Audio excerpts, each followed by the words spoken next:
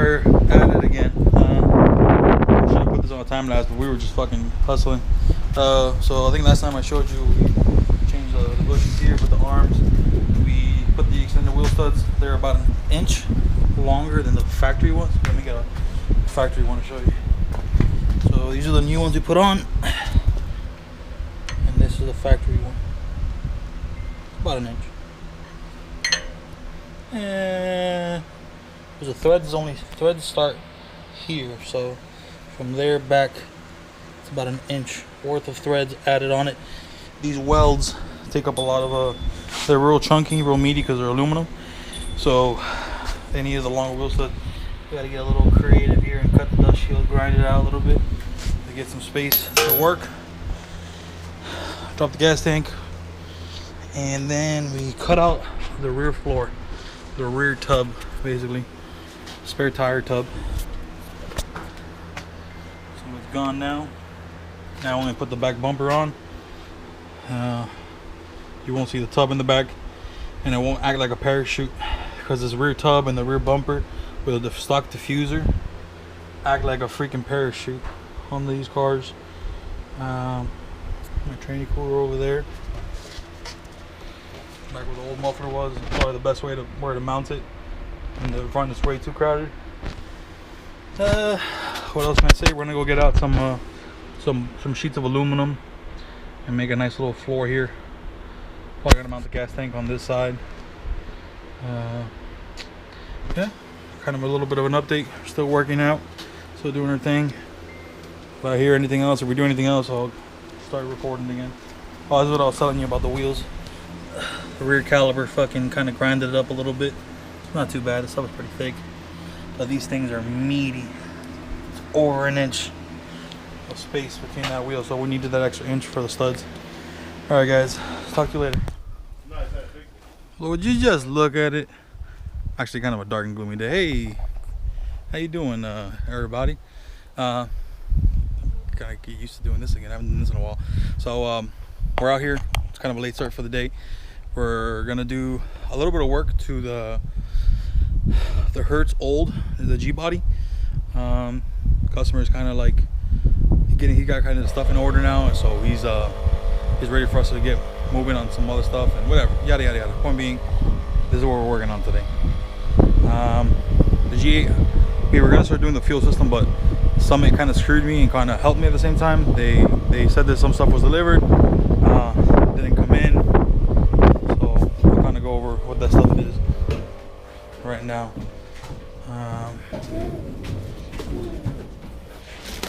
Fragola sent us some nice reading material for the toilet.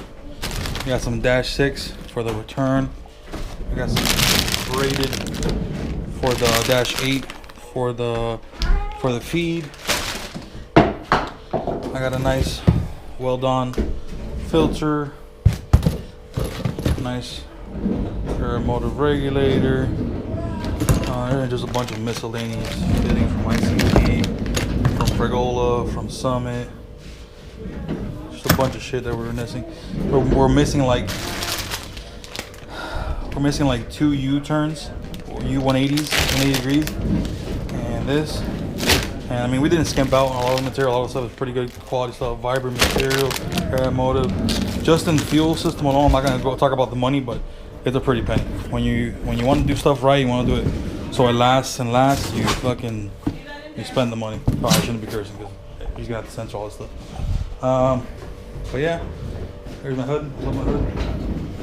There's a little bit of America right there. A little kind of cheap. I'm not gonna say cheap, but it's a well put together AR. They don't need to be a lot of money to make them work. So this is us working on the Hertz Olds. Just kind of give you an update, or not an update, but just a refresher on it. It's a Hertz Oldsmobile. Came with a small block 383, I think it was, or a 350. Ray yanked it out, and the customer bought him a 5.3. We tore apart in a previous video and cleaned up and got everything done, and went with the Holly single plane, kind of the lower style. For mine, like the higher ram style. We went through the whole block, cleaned it up, painted it, making everything real fucking nice and pretty. Say hi to Ray. How you doing? It's not a 5.3, it's a 6.0. It's a 6.0? Oh, my bad. I'm sorry. Correction, guys. Got the same fuel rails I got, the Hollies. Nice and girthy one. You get a lot of fuel through them. These are Dash 8. So from factory, you can put a Dash 8 on there, and you can flow a good amount of fuel through them. These are just what, 42 pound injectors or 50? 42. Yeah. So it'll make some power. And we still got the nitrous plate that we got to put on the carb, but we're gonna work on it today. What all do we need to do today? Try to do the fuel system. See about the shifter. Yeah, because the shifter on this thing is a whole mission. Yeah, so I'm hoping I don't have to pull the motor training out to do the shifter. There's just not a lot of space with it. It's a 480, right? Yeah. The 480 is kind of snug in this thing. A Turbo 400 has a little bit of a smaller body. Yeah, but the 480s, they have that bigger belt housing. I had to cut the ears off just to get it to fit. Yeah. And there's not really a lot of room. And I got to do the tranny lines. Basically, do the fuel system, do the tranny lines, see about the shifter. If I could get the shifter in without pulling the motor out, then I'm going to start dropping the Holly Terminator in here and start wiring it up. Yep. So we can fire it up. You know, our main job with this car is basically just the motor training, get it running, get it driving. A lot of this other stuff, the customer, you know, he's got a plan for whatever he's going to do.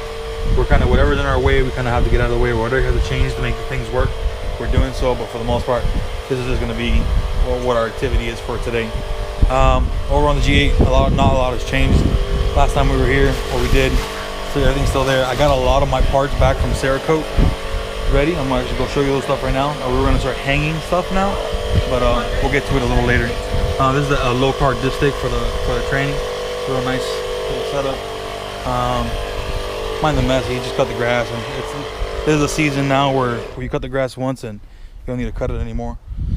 This is my bourbon. These are all the parts that were Cerakoted by my buddy over Frankenstein Garage. Did a lot of sandblasting and powder coating.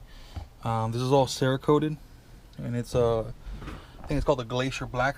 So it's a kind of a semi-gloss. I've already scratched it up a little bit, but basically the downpipe, the two crossover, the one for the rear, one for the front, that's all gonna get wrapped also, and wrapped just because it's gonna be in an area with a lot of heat.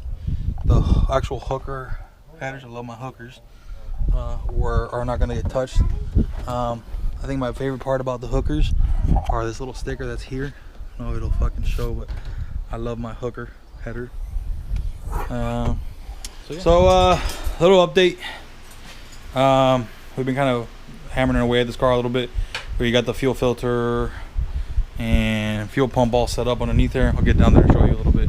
I transferred over some of this stuff on my fuel rails to go over here because these are kind of smaller stuff. It's like Dash 6 stuff, and a quick disconnect adapter to a 6AN running to the thing. So there's going to be a return to system. We're currently working on the whole. Well, it's a return. It's a return system. Sorry. But the return happens down here underneath the car. Oh, the return happens in the filter. Yeah, we're using a C5 Corvette fuel filter, which doubles as a fuel pressure regulator. Oh, so it's built into the same thing. Yeah. Okay. So it regulates on the filter. All right. So then we're doing the headers. We're clearancing them up a little bit. We had to put a few dents on the other side just to clear some of the stuff. Yeah. Unfortunately, the customer did not want to pay $1,200 for a pair of hooker headers. He wanted the cheapo. These work kind of with a little bit They of hammer. work. They just need a little tiny clearance. I need a persuasion with a hammer. All right. Let's see if I can do this while holding one hand. All right. Go back. Go back towards you. Go back. Hold it. Hold it. I already see where we got to clearance it. All right. Let it go for a second. Let it drop. It's got a bolt here.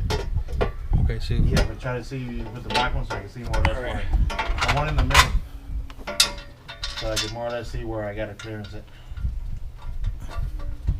All right, let me hit it with the fucking. Yeah, but don't tighten it. No, I'm gonna bring it in towards the motor. Hey, stop, because you'll break the belt. It's hitting. So I gotta.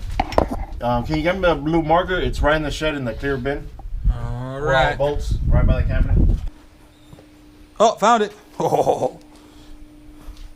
Good job, guys. Who's that Pokemon? Ding.